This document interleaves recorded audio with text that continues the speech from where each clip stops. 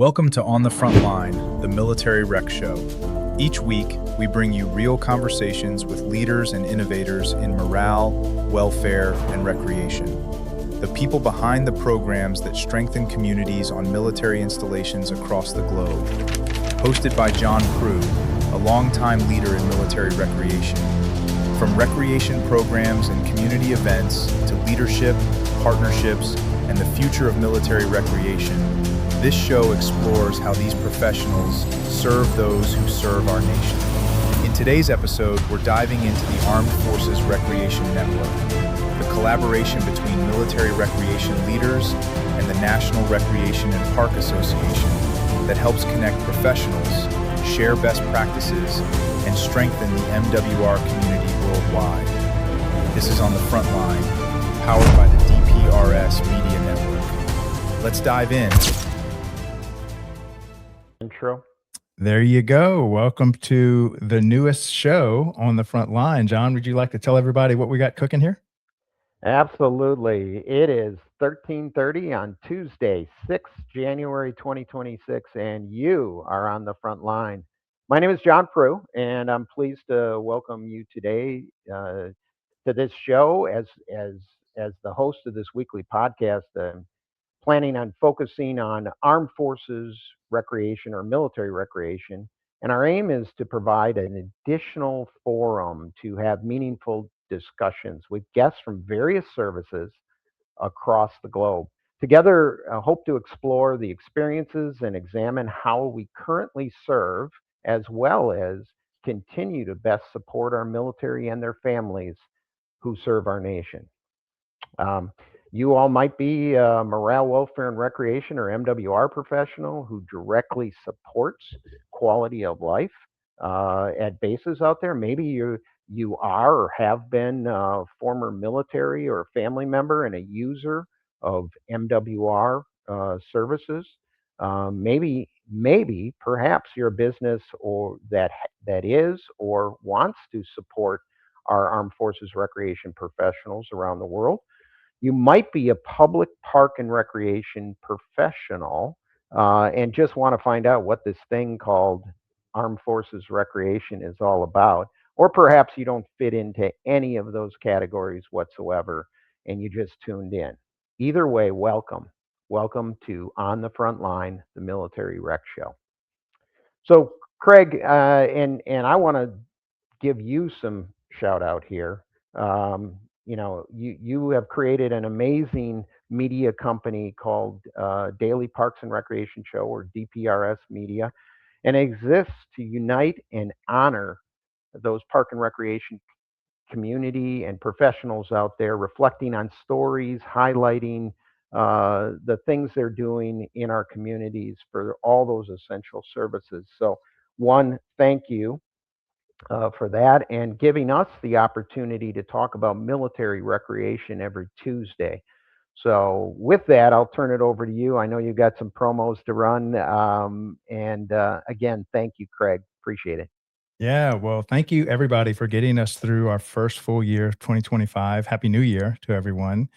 We are coming up on our 400th episode. We recorded nearly 400 hours last year of live content, all centered on parks and recreation, and had another 800 hours of phone calls in preparation with Parks and Rec directors and leaders. So it was a crazy year. Thank you, everybody, for the love and support. It's just been amazing. And what I'd like to do is give a big shout out to Outdoor Link. They were one of our early sponsors before we were just almost a concept, and close friends of mine, a little company out in, I say little, there's quite a large company in Alabama, and they are helping cities to become smart cities. And so we're creating what's called the Smart Park Show that's coming up later in February. And so we made a little promo for them about what they do. If you're looking to turn on your lights or water fountains or splash pads, they can basically help you control your whole city from an iPhone. So if you're a small town director on vacation and some lady calls you at Sunday night that the lights were left on, you can literally turn them off from your cell phone. So it's really cool technology, and I like to see all that coming into Parks and Rec. So we'll play that promotion spot immediately followed by how other strategic partners can get involved in helping us to create the first and I think one of the few media companies for Parks and Rec community nationwide. So we'll play that, and then we'll come back and bring on John's guest and start our first edition of On the Front Line. In today's parks and recreation industry, communication, safety, and efficiency go hand in hand. That's where Outdoor Link comes in, delivering smart technology that empowers city departments and community planners to do more, smarter. Outdoor Link's platform connects and automates everything that keeps your parks running smoothly, from lighting and locks to signage, water features, Wi-Fi, and digital advertising. Control and schedule park lights for safety and energy savings, remotely manage facility access, update digital displays in real time, coordinate fountains and splash pads, provide public connectivity, and even run community or sponsorship campaigns on digital screens, all from one simple, unified platform, giving you real-time control, data, and cost efficiency.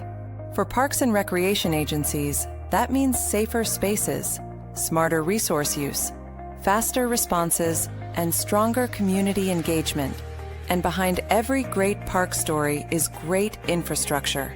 That's why Outdoor Link proudly supports DPRS Media Company, helping the daily Parks and Rec show amplify the voices of professionals shaping our communities every day.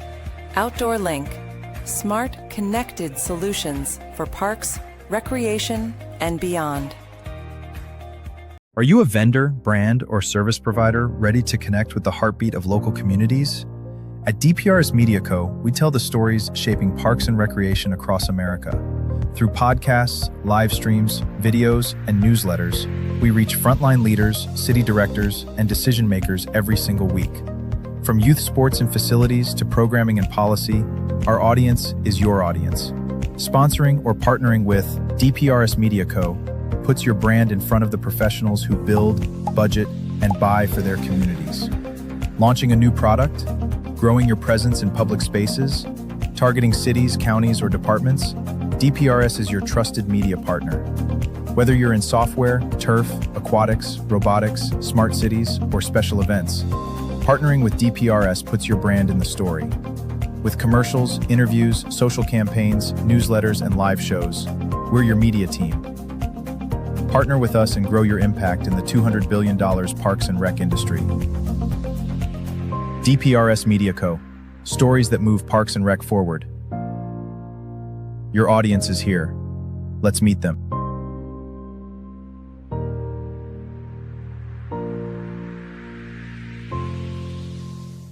All right, John, you want to go ahead and take it away? Yeah, sounds good. You can see we've got some great guests today. So before we get into this and do the formal introductions, like to try to start this show and talk a little bit about the amazing stuff that's happening from morale, welfare, and recreation professionals around the world.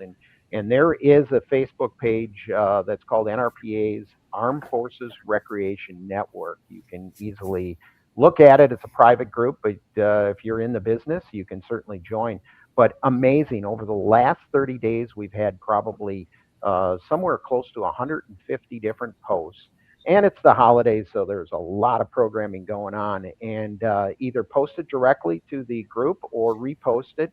Almost all of those posts were events happening around the world. So what I want to do is just highlight a couple of them. Because it's the amazing work. It's the end product of what we do to support our military and families out there. So give me a few seconds to talk about them. One, I want to shout out to NSA, Suda Bay, Greece. They had an ugly sweater 5K, hilarious. Get on that network and take a look at the pictures. It's great. They had a breakfast buffet after this. You wouldn't believe the sweaters you saw out there. It was amazing. And they also partnered with the local USO, which we see a lot where we work with those NGOs out there. And matter of fact, we'll probably talk about that on a future episode as well. So Suda Bay, Greece, doing a great job. Naval Base, Coronado. I had a holiday concert and a tree lighting at the Island Club on North Island, which is a beautiful site as it is. Food trucks, cookies, hot chocolate, pictures with Santa. And the CEO even read the Christmas Carol to the children. So we're getting military leadership involved in our events as well. A couple others I want to talk about. Marine Corps Community Support Okinawa. This was probably the best in terms of pictures. Kinzer Santa Fun Run. It's an annual event they have. More than half the participants had Santa suits on, and they're all running this 5K out there. Again, the pictures are hilarious. Great thing happening out in Okinawa. Fort Gordon, Georgia, Breakfast with Santa, popular event that drew hundreds of people. Naval Station, Rota, Spain. Here we are out in Spain. They brought the North Pole to their library. They had over 50 children there for story time and tons more parents that were there. And Santa led the way with story time there. Subbase New London, Connecticut. They had their MWR team go out and give over 500, and I don't want to even call them treat bags. There was significant stuff in these holiday bags out to single sailors who reside there, and also first responders. Awesome stuff happening there. And then I'm a little biased. I did some time at Great Lakes. Matter of fact, 34 years at Great Lakes, and they have something called Mass Exodus, where they do some mass coordination to have shuttle buses, coach shuttle buses, take the students that are heading home for the holidays from their barracks all the way to the 3 area airports.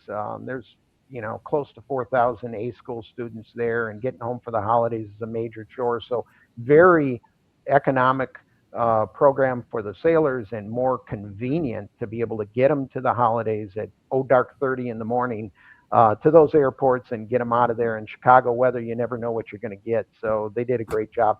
And then the last one I want to highlight is our current 2025 Gold Medal Award winner for the Armed Forces category, Fort Carson. They had something called Who Fest. So you can imagine the Dr. Seuss theme going along with it. Tree lighting, contest, concert, holiday market, over 15 vendors, train rides, lots of other extra things going on. Matter of fact, the program is so popular, they actually have naming rights to it. It's the Chrysler Dodge Jeep Ram Who Fest. So it's got to be good if they have naming rights to a particular event. But again, Ryan Noble and team out at Fort Carson, we hope to have him on a future show as well. So all of these doing great stuff. That was just 8 examples of work being done by those MWR pros across the country, and 3 countries, 3 different countries outside of the United States. So awesome stuff.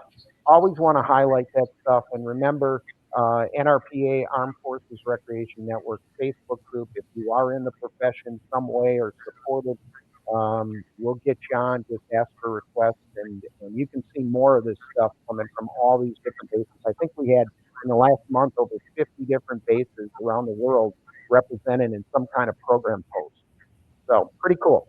Let's get to the heart of the show, bud, and really start introducing our guests here. First of all, I want to introduce Mr. Chris Remillard, the Business Operations and Community Recreation Chief Operating Officer, basically, for West Point. Chris, thank you for being here. He's also the current chair of the Armed Forces Recreation Network, part of NRPA's network system and communities that they represent. And then we have Sarah Barthelemy. Sarah is from Kings Bay. She's a community rec director from Subbase Kings Bay, Georgia. And she is the chair-elect for AFRN. So Sarah, welcome as well. And then we have Haley Herzing, Director of Membership for NRPA. I've had the chance to work with Haley for years through NRPA and my involvement in a lot of different facets. So Haley, glad you could be here as we talk all things Armed Forces Recreation. So with that, I want to start this out by talking about acronyms. We've got a system out there, if you call it a system. Maybe lingo is the best word. Acronyms are what it's all about. So again, this is going to be probably a regular reoccurring segment in here. We're calling it MWR Alphabet Soup, one acronym at a time. So with that, I'm going to ask you all or give you an acronym, and I want you to be able to tell us what it's all about. More importantly, tell the audience if they're curious what these acronyms are all about. And then also ask you what's your favorite day-to-day acronym that you use. So we'll blow through this pretty quickly, but Chris, I'm going to start with you. Do you know what NAF or NAF stands for? This is an easy one. I don't know, John. Could that be non-appropriated funds? Absolutely. Thank you. Ding, ding, ding. Winner, winner, chicken dinner. All right.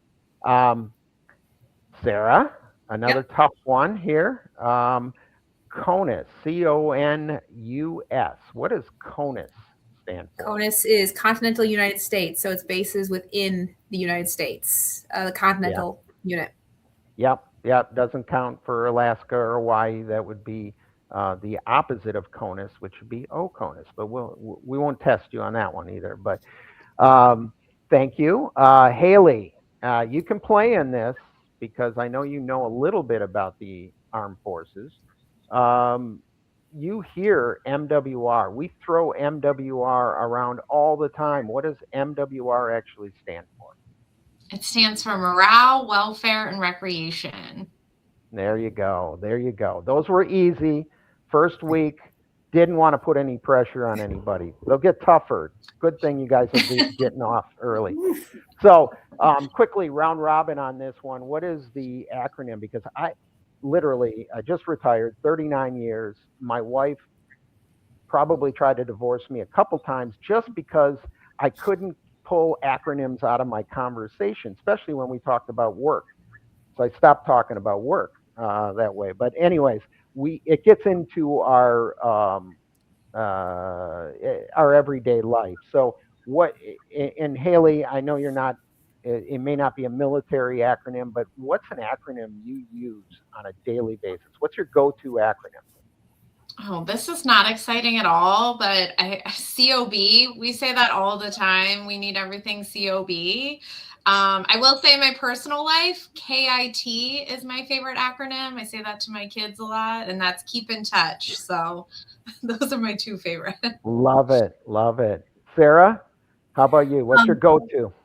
My go-to, this might be a little bit saucy, is the CYA. Just covering all your bases.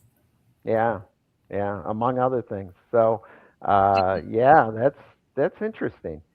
Chris, how about you? What's your go-to? I would have to say it's OBE, overcome by events, because first part of the day it just keeps going, and it's OBE. I can't worry about that anymore. We got to move on. Yeah. FYI for me, I tend to say it, and I don't really have a reason to say it, but said it a lot in my career. So, oh well. All right. So let's find out about all of you. You guys have some exciting backgrounds. I've known some of you. Chris, we've known each other for a while. Sarah, our paths have crossed down the line, and Haley, we've done a lot. So Haley, I'm going to start with you. You've got a really interesting job with NRPA, but you're supporting all these park and rec professionals, a membership of over 60,000. So not only to grow the network, but to support all these members. How did you get into this position? What was your journey like to get you to this point? Yeah, thanks, John. Great question. I've reflected on that before. Sometimes I'm like, how did I get so lucky to be here and working with all you amazing folks? I've been in the association world, in the association space now for 17 years, which is getting scary to say. But honestly, I really kind of stumbled into this profession. It was 2008. And for those of you who remember the recession, I just graduated and it was really hard to find a job. And somebody recommended ASAE, another acronym, which is the American Society of Association Executives. So it's basically the Association for Association Professionals. Checked out their job board, and I had a communications degree, and all these membership jobs were popping up, and I was just intrigued after reading the job descriptions. And I ended up at I got a job at my first association. It was the National Community Pharmacists Association. So it was independent pharmacies. So a lot of those little mom and pop pharmacy stores in your towns. And it was just really interesting. And I loved getting to understand the association world and the membership space, and just working in association. You get to see how passionate people are about their jobs. It's really about providing connections and communities for those people in those fields. And when I was ready to move on from that association, I saw this National Recreation and Park Association job. And, at the time, the Parks and Rec show with Amy Poehler was really popular. And I was like, oh, okay, that seems fun. So I was lucky enough to land at NRPA 11 years ago, and just to grow into this role ever since. And I love it so much. I'm very passionate about NRPA and the work we do and all the wonderful things we offer, which I hope I can talk a little bit about, but it's really about our members. Just so lucky to work. John, we've known each other now for many years, and now getting to work with Chris and Sarah, and just seeing the great work our members do in so many different spaces. We talked about what MWR stood for earlier, but just getting able to see the work that our MWR professionals do. And John, you highlighting what was on the social media posts earlier. It's fascinating. And our 60,000 plus members all over the country are doing such wonderful things for their communities. And it's just been a wonderful space, and I'm so happy to be here. Yeah. Well, I really appreciate everything you've done, Michael Biedenstein, and many others on the staff of NRPA who've been advocates for the military and, trying to get things moving. So, and being on the board of directors for NRPA, I can really appreciate the work you all do. And so keep up the good work. So thank you. Sarah, how about you? Your journey. I noticed you'd been out in Italy. You kind of started your career over there. So tell us about your journey. I didn't expect to end up in recreation at all. For being honest, I've been with NWR now for it's coming on 19 years in the spring. I started as a graphic designer, and shortly after graduating college, I got married and we were zipped off to Italy, and I had to kind of find something to do. So I got a job working front desk at the base gym, and I kind of moved my way up from there. I worked in marketing in NAS Sigonella. I moved to Mayport, Florida, and started with marketing commercial sponsorship there. And right around 2017, I kind of had the opportunity to take on special events and parts of community recreation, and I kind of jumped at the chance despite not really having a background in it, and I just adored it. And from there, I've just been going since then. So yeah, it's really been a fun journey. Yeah, a military family member that has worked their way up, a common story, and some of our best have that same path. So thank you. Appreciate that, Sarah. Chris, I was going through your background. I didn't realize that you've only been at West Point. You started your career and you've stayed at West Point the entire time, at least within the armed forces, at least if I read your resume right. Maybe I'm wrong. Tell me about your journey. So actually, John, I cut out the older jobs on the resume. I started at Picatinny Arsenal, New Jersey as a seasonal lifeguard in college. So, Oh. this was not the career. It was Okay. something to do. So I started there in 2002. I was there for about 5 years between seasonal lifeguard, got out of college. What am I going to do? Have a teaching degree. Didn't know if I really wanted to do that, so let's do this rec thing. Actually met the woman that became my wife. She was working for the MWR headquarters in Virginia. Next thing I know, I'm at Fort Belvoir, Virginia for about a year, down there doing aquatics and sports and fitness. And then from there to West Point. So, since 2008, we've been up here.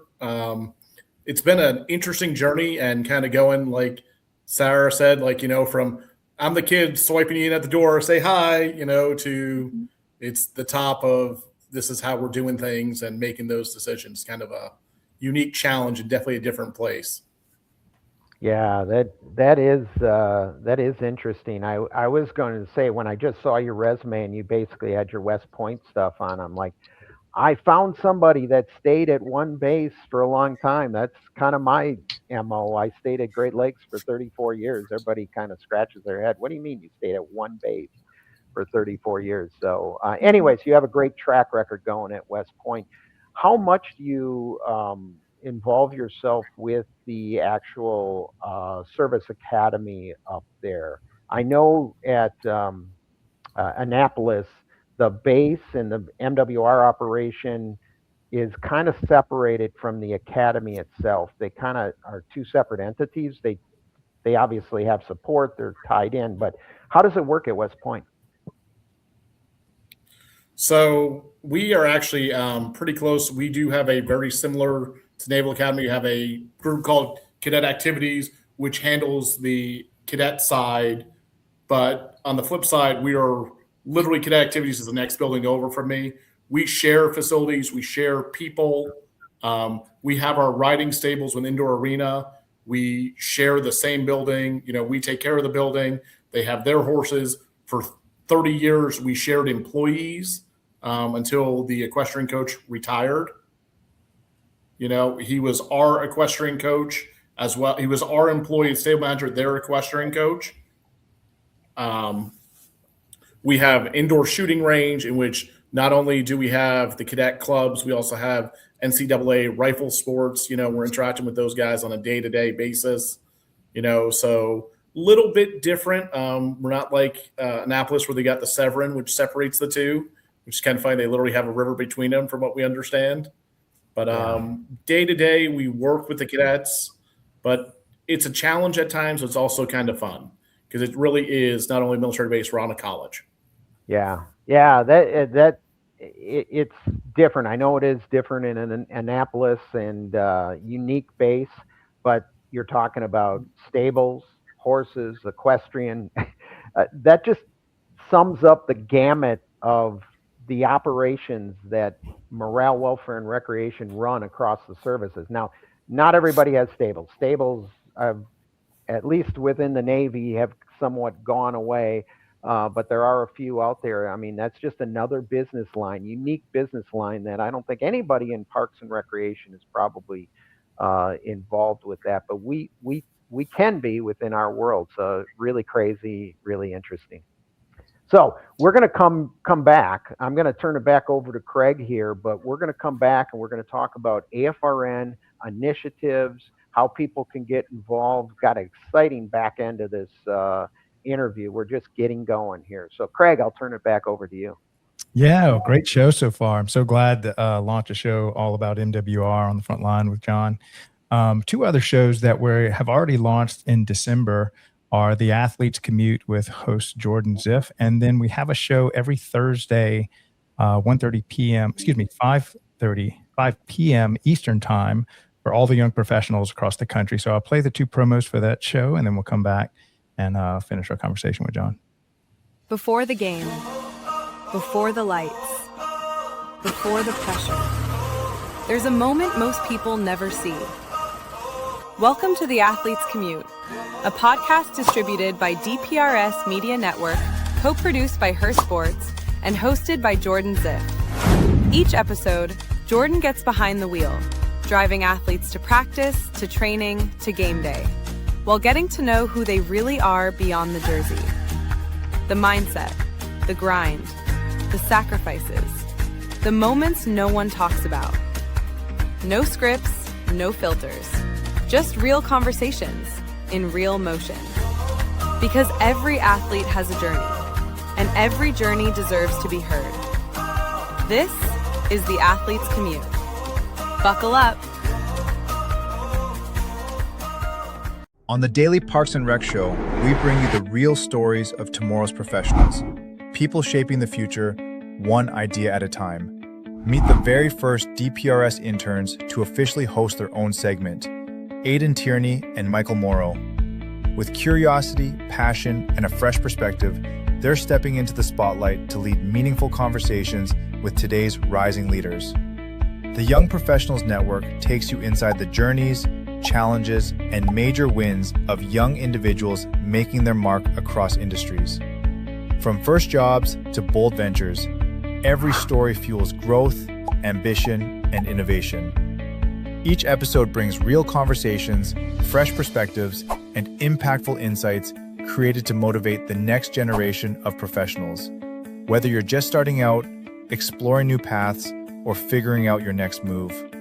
Tune in to the Young Professionals Network every Thursday at 5 p.m. only on the Daily Parks and Rec Show.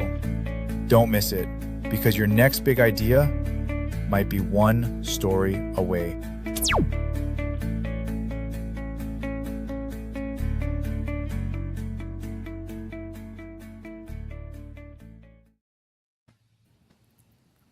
Sounds good. Those are exciting. I'm ready to tune in to some of these, especially the new show, the new promo for that. That's awesome, Craig. Thanks. Yeah, thank you. We're going to talk Armed Forces Recreation Network, but Haley, I'm going to start with you. Can you tell us a little bit about the network format and kind of the meaning behind network NRPA's kind of philosophy, how you pulled these communities together across the spectrum of parks and recreation? Absolutely. So we currently have 5 active networks, and they are the NRPA, the Aquatics Network, Armed Forces Recreation Network, Parks for All, Leadership Development, and Young Professionals Network. And they're really these topical networking groups that live and were born on NRPA Connect. So NRPA Connect, for those of you who may not be familiar, is our online networking platform. It's a fantastic professional networking platform that offer, and 2 of my great colleagues, Michael Biedenstein and Karen Carter, help run and manage this along with the network. So each network has their own community on NRPA Connect. That's a great way to join the networks to get signed up, because then it really catches who's a part of them. So there's a directory, and then each network has its own library. So a place where you can upload files and things just for that group. So for those of you who aren't a part of the AFRN network, please check it out. Make sure you join. There's a great library that a few years ago the leadership team took the time to organize. So there's a whole folder dedicated to the history of AFRN. So some really great information in there. But these networks, so not only are they on NRPA Connect, but they meet monthly virtually. So just as we were talking about earlier, it's kind of nice to have that same day, same time, that monthly cadence people get used to. For example, the AFRN network, they meet the second Wednesday of each month at noon. So mark your calendars, join us, and Chris and Sarah are the new hosts of that this year. But we meet virtually. They talk about a wide variety of topics depending on the network. The 5 networks covered different things last year, including developing talent pipelines, building collaborative teams, maximizing leadership potential, and strengthening advocacy skills. So not only do they meet virtually every month, but then in person at the conference, those groups get together, and that's a really fun time to see everyone come together in person. So the networks, they're fantastic opportunities for folks together. It helps with leadership development, professional resilience, and you see a lot of cross-sector collaboration. And I think that's, John, you had talked about earlier, one of the really special things with AFRN, seeing all the kind of MWR, the branches get to come together and kind of have this space. It is, and I've said this to a bunch of people, that I'm shocked that NRPA provides this umbrella through the membership to be able to connect to people across the services. And unless you're on, some type of inter-service working group, which really are at a certain level and few and far between, you don't really get to network with others in the services. Big surprise, we don't talk within the DOW. But NRPA provides that platform, so there's a lot of good connectivity. Also, I'm glad you mentioned the library, the resources through all the networks. Matter of fact, I had a chance to write an article for the 60th anniversary edition in September, and I did one on the history of Armed Forces Recreation. So shameless plug, look it up. But if you want to know about the history, and we go back to the full history of NRPA, even before NRPA was rolled up, we had people together in the recreation movement that were tied to Armed Forces Recreation. So it's a great history piece if you're interested. I'm a history buff, so that was a passion of love for me to put that together. But the library was a great source of information, background information along the way. So Armed Forces Recreation Network. Every year there's a leadership change. Chris, tell me about what you're thinking. I know you're a couple months in now, but we're really getting into 2026. What's the initiatives? What do you want to accomplish under your reign as the chair of Armed Forces Recreation Network? So I think the biggest thing, John, is as we look at, building upon what, Sal did last year, what you did before that, keeping that momentum going, getting everyone involved.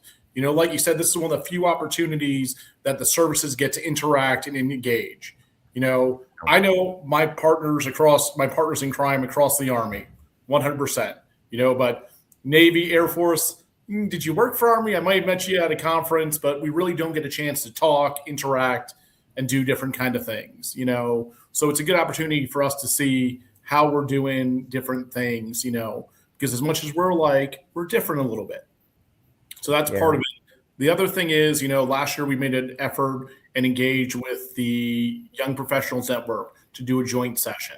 This year we're in the process of working to establish a joint session and do a joint meeting with the Aquatics Network, because we do a lot of things in aquatics across the services, and we do a lot of different things.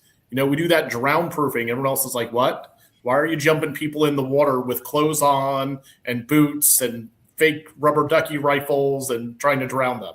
Yeah, we have experience. Life skills in the military. Yeah. Yep. But it's a lot of stuff. We participate, in the world's largest swim lesson with the Red Cross every year. These are big things that we do. And it's a good opportunity for us, though, to see what's happening on the outside, because it took the Army years to adopt the Model Aquatics Code, Model Aquatics Health Code. They were like, oh, we'll do our own thing for a long time. They finally recognized UV and all that kind of stuff. So it's really trying to get, awareness of both what MWR does across the services and providing the opportunity for the different service folks to engage and interact, as well as telling our story to the outside.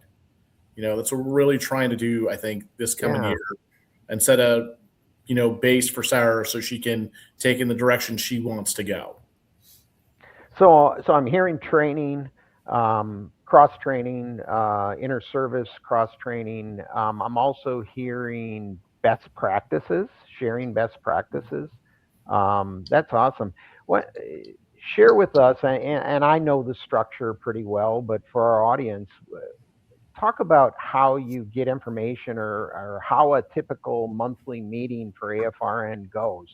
The service reps, how that all feeds in, and how you get information, because again, we're a pretty complex network if you think about where we're all coming from when it comes to this. Can you share that? Yep. So the way we set it up, John, is every month we have our monthly meeting. We do our little bit of AFRN business, and then we always ask the different service representatives from all the different branches, from the Army, the Navy, the Marine Corps, the Air Force, and Department of War, to tell us, hey, give us an update. What's going on? It could be some months they're short, 2 to 3 minutes. Sometimes they're like a longer 10, 15. What is going on? What are you seeing from your perspective? How are we doing this? Because we want to hear, oh, the Navy's doing that, or right now the Air Force is doing a pilot for outdoor rec training, and they're offering it to other services. Is there opportunities for us to work together and collaborate? And then once a year, we always do, or we've been trying the last couple of years to do a meet the service leader, where you have the top leader in Air Force MWR, Navy MWR, Army MWR to come to sit there, do a moderated panel. We ask them a series of questions and let them tell us, hey, I'm the top person. This is what I'm seeing out there. This is what I think is important. So you get a bigger understanding and perspective. It's always our highest attended event. We generally have, I think we had 200 something people last year attended that, for that webinar. It's a massive one for us to kind of pull in. The other thing is, yep. No, I was just going to say, so you have the service reps on the monthly, which, they're representing the headquarters staff of all of the services you mentioned. And we can't forget about the Coast Guard. No, forget about the Coast Guard. Homeland Security. Actually, Coast Guard MWR is doing some awesome things out there. They are. I knew I forgot somebody. And then, last year, John, we surprised you with the Defense Logistics Agency has their own MWR. They're the little another episode. Yeah, they're a little sub-child of Army MWR, but who cares? We're all the same out there, right? Yeah, and I think you also have Kristen McManus from OSD. Yes, sir. That gives an update too. So from the policy resource arm of the government, that's a really high level kind of brief on a monthly meeting. That's pretty awesome. And then the service chiefs, that's like the senior folks, the top of the heap. Yep. So they are the person that's engaging with those. They're that one step below the political appointees. So they're engaging with the assistant secretary of whatever service you're in. That are those political appointees. They're that top level civilian, or it could be a military person that oversees those branches, in the policy. So every month, everybody's getting at least an overview of what's happening within each of the services. So if nothing else, that seems like pretty productive and would keep me interested at a mid-level management position, I would think. So nice. Yeah. And then, John, we try to engage with the other folks out there in the field to bring something relevant information, kind of have split the meeting, have some sort of training that's relevant to everybody across the board. We've had a guest speaker. You were able to work some of that. We brought Neely Blott in to talk to us about that, kind of did a conversation and stuff. There's all different things, when we reach out trying to engage with folks, that we want to provide that relevant training that's broadly applicable. We all use RecTrack, but do we? We all use different versions of the way the services all set it up, so that wouldn't be necessarily good training for the whole service, but we can talk about how do we find information or use data that we gather from our sources. Yeah, sounds good. Sarah, I don't want to put you on the spot because you're just the chair-elect. This is kind of, as I remember, a learning year for you because you'll take the reins in October when we get to Philly for the conference or thereabout. But what are you seeing as maybe something that Chris mentioned as an initiative or something maybe you want to put your stamp on as you move through the leadership area of AFRN? I think what I would love to see is just engagement within the community. I think that we've spoken about this, how there's kind of like a quietness sometimes to the group and not a lot of engagement. And I'd love to see ways to bring people in, get more attention, more eyes on the Armed Forces Recreation Network, and really show people like what is available to them, because I think there's a lot that people don't understand or don't know about what is available to them. And I think that's really important, is like showing them the tools that are available, because I mean we try to get like blinders on and kind of stay in our own lane, but like you said, there's a lot of assets available within the community, within the other branches, and things we can use and ideas we can use, and seeing that kind of engagement is really important. Yeah, no, that's a great point. And I've been involved in some aspect of this for nearly 30 years, and I like the energy coming out of COVID. And I hate talking about COVID, but whatever. There was a kind of a lull, and then we got back and got some energy going. We had that great PTI out in Atlanta, and then honestly, it was a crazy year within the started Department of Defense, ended Department of War. So a lot of craziness happened last year. It was a tough year for everybody, not to mention, on the back end, the government shutdown as well. So to get that engagement back even stronger than where it was a couple of years ago, I think would be awesome. That's a great point. Speaking of that, and again, in my involvement, it was a challenge I don't think I ever conquered, but we have folks all over the world, and they're members of NRPA, and obviously they can tap into the multitude of resources of NRPA at any time. They can go for certifications, they can attend the webinars, they can attend the trainings virtually, some way, somehow, but how do we engage the overseas commands that are out there in the membership? And again, I have my own opinion, and I wasn't able to deal with it. I still have opinions. I still want to help. But what are both of you, and I'll start with you, Sarah, first, but what your thoughts are on that, how we, AFRN, can support the overseas folks in different time zones, wildly different time zones. How can we support them? And then, Chris, I'll ask you the same question. I think that's a great question, because it's kind of a you don't want to like separate, or you don't want to like splinter off too much. But sometimes it might be a thought of, well, maybe there's like a subgroup of a UCOM group or an Asia group or something of that sort. But then you get into that separation more than anything. That's not what we're kind of looking for. So I think it's kind of it's a hard thing to do. I think just being mindful of that, and just being mindful of the time zones, and just saying like, well, sometimes we have to have our trainings at 6 a.m. to better accommodate Europe, or in the evening to better accommodate Asia. Like, those are things we have to think about and to better utilize. And it's not always easy for the CONUS group, but sometimes like sacrifices need to be made. Yeah. No, it's a challenge. I don't know who has the key, but those are good thoughts. Chris, how about you? So I think part of the solution is, NRPA is good in the sense of they record all of our sessions so people can do it on demand. Mm-hmm. But I will tell you that this is a challenge we have yet to answer on the Army side. During COVID, we started executing monthly outdoor rec training just to keep people engaged and stuff.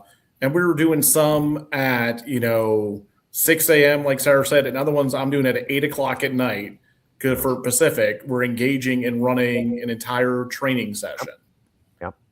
But you had disparity between what happened on the first one and the last one. Some were better, some were worse. But it's a challenge, and it's something we really have to look at times on what we want to do and how we can do it better. Yeah, you bring up a good point, and keep in mind, although our services support the membership, in some cases pay for the membership through the Premier Membership Program. It's duty, but it's not.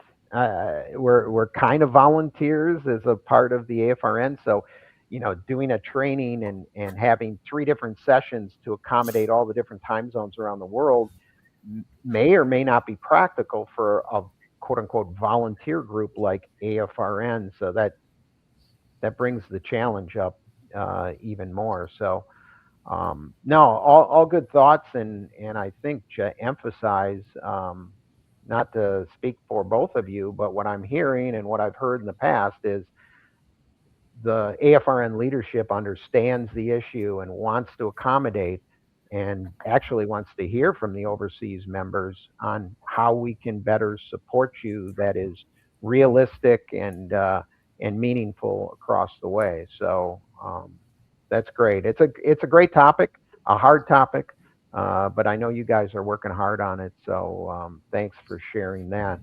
Tell me more about PTI. We talked about that, Professional Training Institute. There's been, we had some real success bringing people back after, what was it, 13 years of not being there just because of travel restrictions and various other things. It was 13 years before we had a PTI, which used to be an ongoing thing for us old people. Can I say old people? Is that a right topic? I am one, so I guess it's okay. But we had, I think out in Atlanta, we had over 250 Armed Forces Recreation people at that conference, and close to 200 that were at the PTI. And we had representatives from the OSD. It was great. We did a great virtual conference. There were some travel restrictions because of the crazy year last year was. So Sal did a great job coordinating a virtual conference last year and really went off without a hitch. What are the plans? We're going to be in Philadelphia.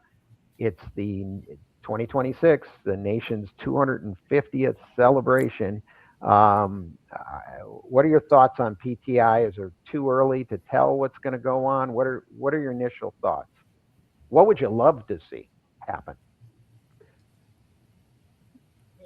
I mean, John, I would say ideally it'd be great if we were all there and all the services were there because it is America 250 and we get to engage and have that conversation and show people kind of, this is what military recreation is. We're starting to see some of the tea leaves.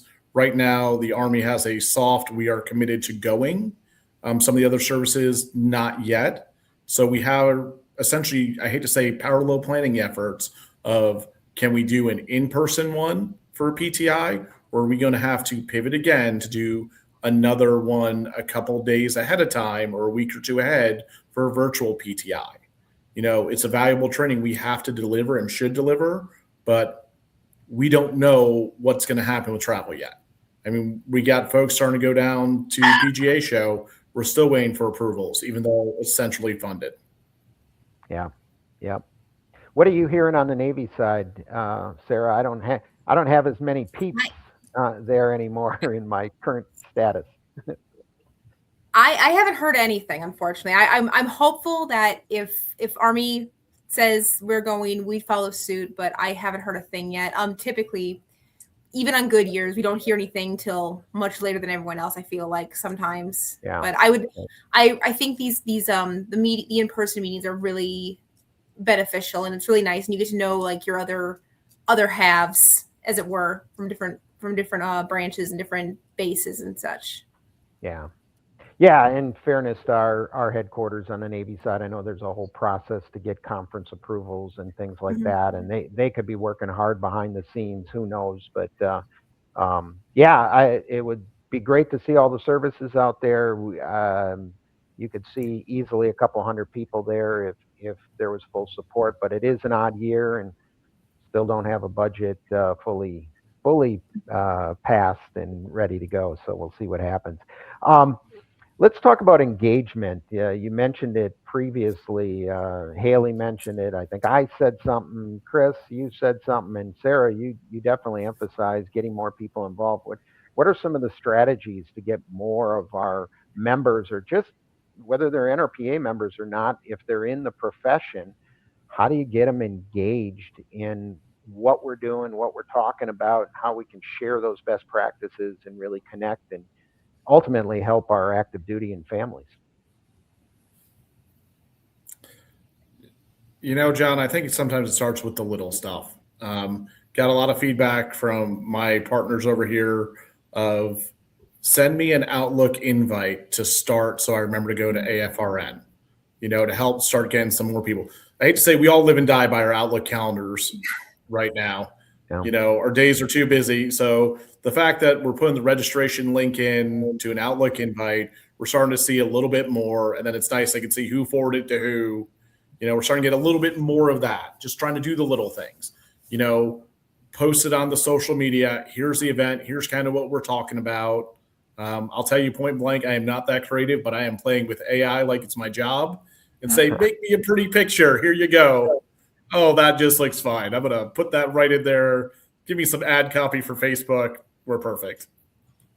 AI like it's your job, and AI took my job.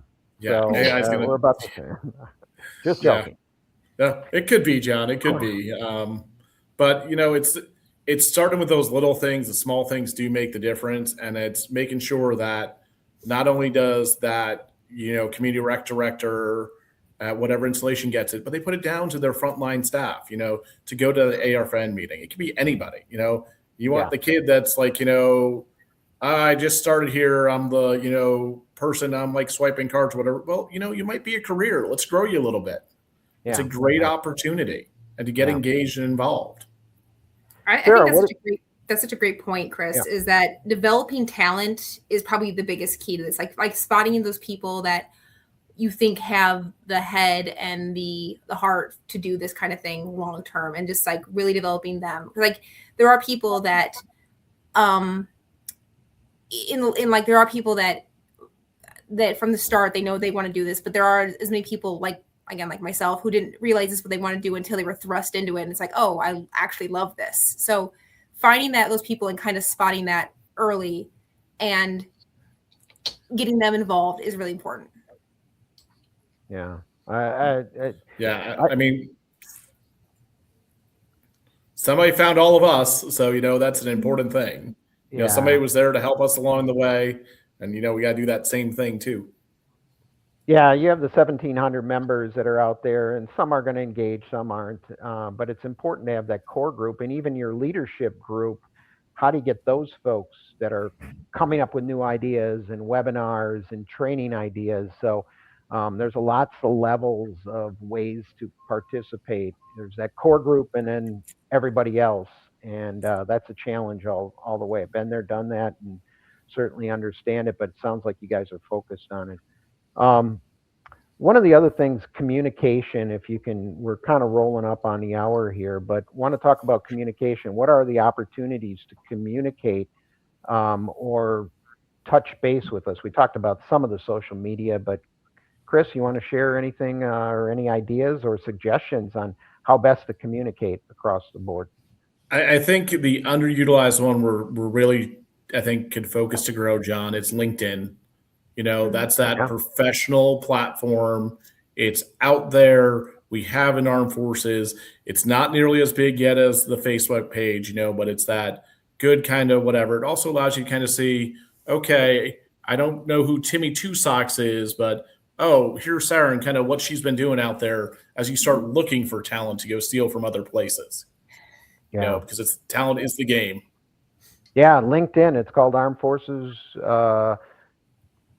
parentheses military recreation. It's a closed group, but easy to get in if you're in the business or are interested.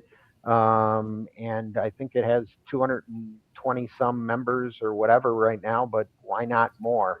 And yeah, it's a professional platform and probably a good platform to have communication. And of course, you've got NRPA Connect, which you know a lot of us don't use to the maximum capacity. It's a great internal platform between the membership, sharing ideas and people posting information about, hey, who has an SOP on riding stables? I don't think that ever was in NRPA Connect, but that could be for our Armed Forces recreation folks. So it's just another example of communication. Great.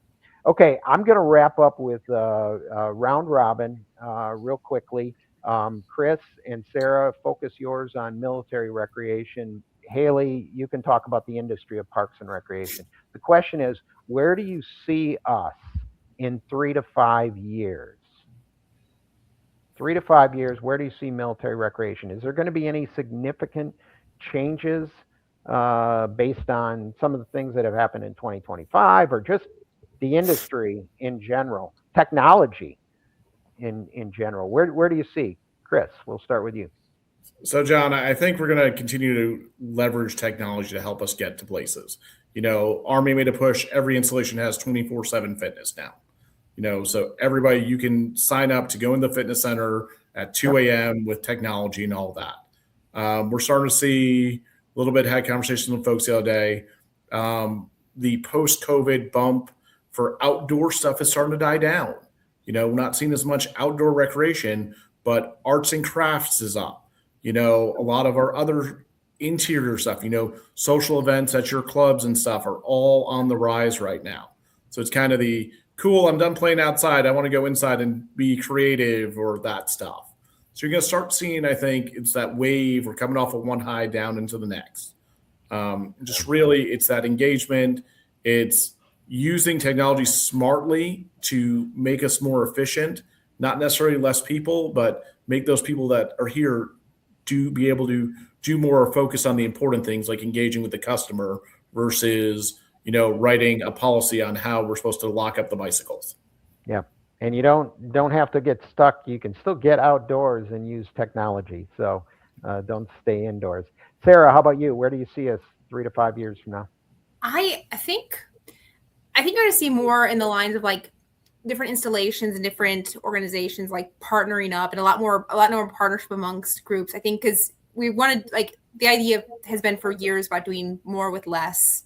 But I've seen a lot of great partnerships when it comes to recreation, when it comes to like larger special events. When Operation MWR was a great example, where you had like multiple bases combining to handle these like huge concert events that became like co-hosted almost between different installations. And I think you'll see more of that as well. Like, why are we taking on all the burden when we can share it? We can share the budget, we can share the staffing, we can share the credit for it. So I think you're going to see more of that. Yeah, that sounds good. Yeah, that's a great one. How about from Parks and Rec industry in general? Haley, you see any major changes? Where are we in 3 to 5 years? John, I really think we're going to keep seeing continued focus on data-driven services. So that personalized engagement, I think, as we're always talking about technology, as more technology becomes available, I think it's going to give us more of an idea about what our community wants and needs. So it's really that predictive planning for our resources and offerings.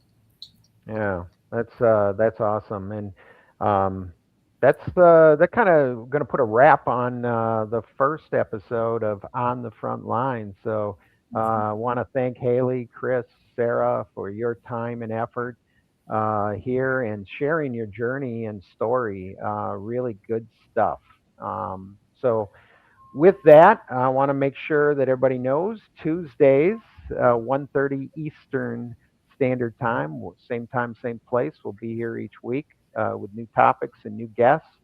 And we'll talk about serving those that serve our nation. So with that, Craig, I'm going to turn it back over to you and out here. Yeah, fantastic show, guys. Love the launch. Great job talking about everything MWR. I think this is a much needed show. I think not enough gets said about it. So I'm glad we finally got a weekly show all dedicated to the things y'all do for our military. That's all I have for y'all today. But yep, go ahead, John. I was just going to say, remember, we are here to support everybody and have those meaningful conversations. So looking forward to the next Tuesday and Tuesdays after that. Yep. Have a great day, guys. Bye. Behind every thriving park, every safe playground, every event-ready field, there's a team working before sunrise and long after sunset.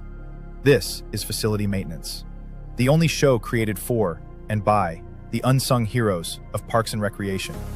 Brought to you by DPRS Media Co., where real work gets real recognition. From restrooms to rec centers, HVAC to turf tech, we go beyond the job site into the heart of operations that keep our communities moving. Our mission?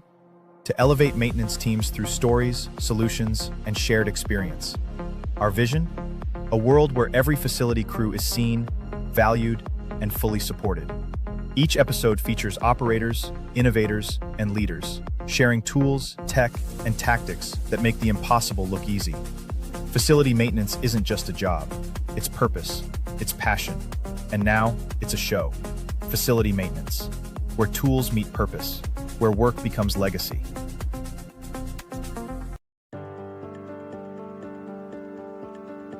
JDP Services Management Consulting, supporting parks and recreation and the essential service they provide.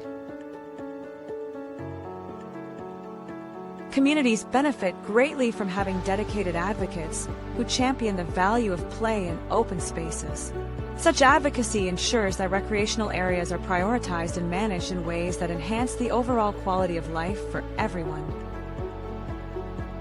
We are dedicated to fortifying public park and recreation agencies and other related organizations by taking a practical, engaged approach to consulting and training, addressing immediate needs while equipping clients with lasting insight and tools to strengthen their organizations for long-term success. JDP Services, Management Consulting, meeting needs and exceeding expectations. Welcome to DPRS Media Co., the first media company built for the people behind the Parks and Rec community. We don't just cover on Parks and Rec, we elevate it, we amplify it, we honor it. At the heart of everything we do is one mission: to serve the public servants, the professionals who design, maintain, and lead the parks that shape our communities. Under the Daily Parks and Rec Show, we produce 6 powerful platforms. Leadership in Parks and Rec, a spotlight on directors, superintendents, and visionaries shaping the future of public spaces. Facility maintenance, where the boots hit the ground, a deep dive into the systems, crews, and craftsmanship that keep our parks clean, safe, and beautiful. Young Professionals Network, shining a light on the next generation of Parks and Rec. Students, interns, and mentors sharing how we build a legacy together. Youth Sports Mastery, sponsored by National Academy of Athletics. This series is for coaches, parents, and rec leaders working to make youth sports fun, fair, and meaningful again. The Rec Room, hosted by the passionate leaders of Henry County Parks and Rec. This show brings frontline energy and real-life stories from the field. And the weekly Parks and Rec Post, our official newsletter delivering stories, insights, and community wins every week. We are DPRS Media Co., LLC, a media company with a mission to uplift the professionals who serve every community, every park, every day.